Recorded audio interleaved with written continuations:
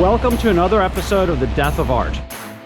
We're on West 23rd Street in New York City at Poster House. They're showing a show called Freak Power, which is a retrospective of Hunter S. Thompson's run for sheriff in Aspen, Colorado in 1970. So I don't know if we're actually going to find art inside, but we're going to find some pretty cool stuff. So let's take a look.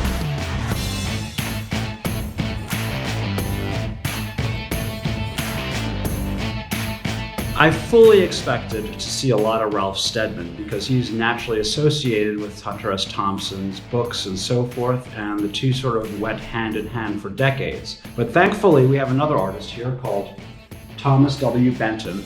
He did this amazing political and very, very graphic, almost constructivist work, but it's also psychedelic at the same time. He really found his own style, but the beauty of it is it's simple, it's direct.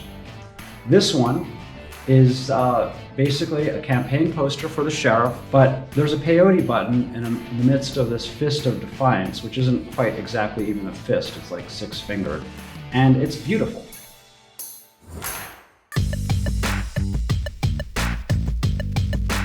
Well, this is obviously a typical screen, the way that most of these posters were done, and they were very economical. They even included both graphics on the one screen, so they didn't have to buy a second screen. Just shows how cheaply and effectively all this stuff was done.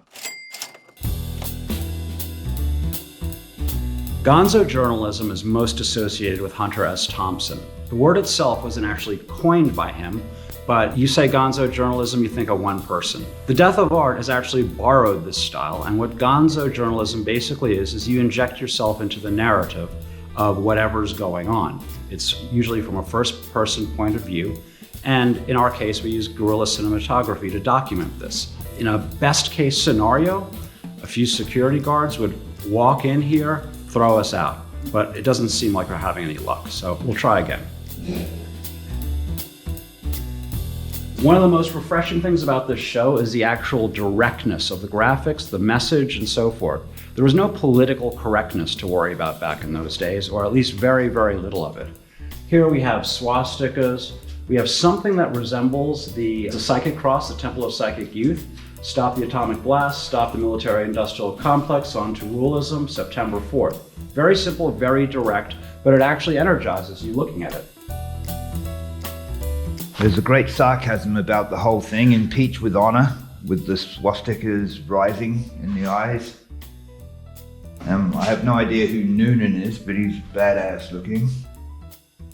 And I like the overlays, the psychedelic effect of the overlays. Very trippy, but simple. Celebrate man's inhumanity to man, re-elect the president. It's applicable in many cases.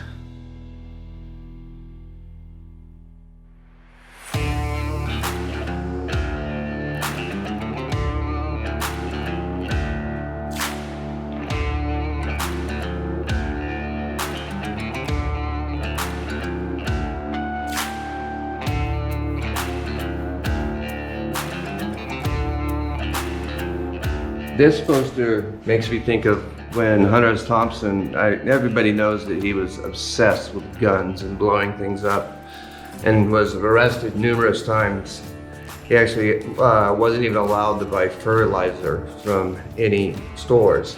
But this poster makes me think about when he shot at John Denver. They had adjoining properties, and he hated John Denver so much, and he walked onto his property and he started shooting at him. You got sort of a scope of a rifle right here. That makes me think of when Hunter S. Thompson was arrested for shooting at John Denver.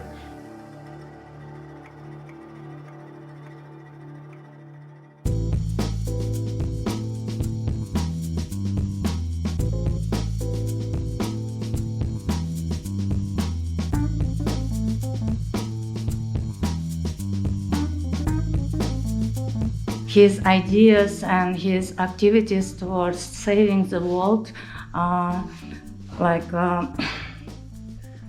trying to give a message to people about the environmental issues back then.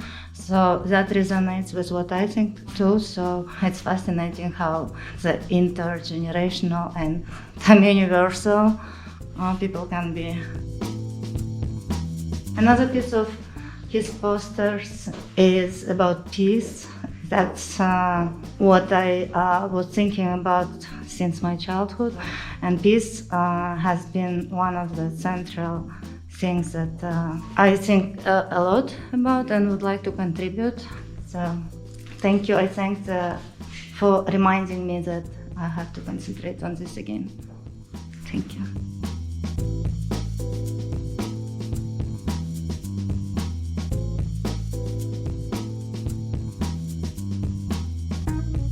He talks about nuclear energy, how they're totally against it. I like that.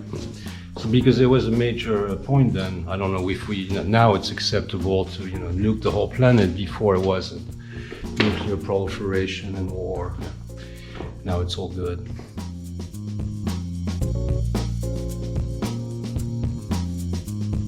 Unfortunately, proved what I set out to prove. And it was more a political point in the local election. And I think the original reason was to prove it to myself that the American dream really is fucked. This show is a beautiful time capsule. It's a window into a more common sense, somewhat saner, but more hopeful world. What we found here is that somewhere along the line we lost something, and that's actually a good reminder of who we are today. Please like, please subscribe, and please ring the bell.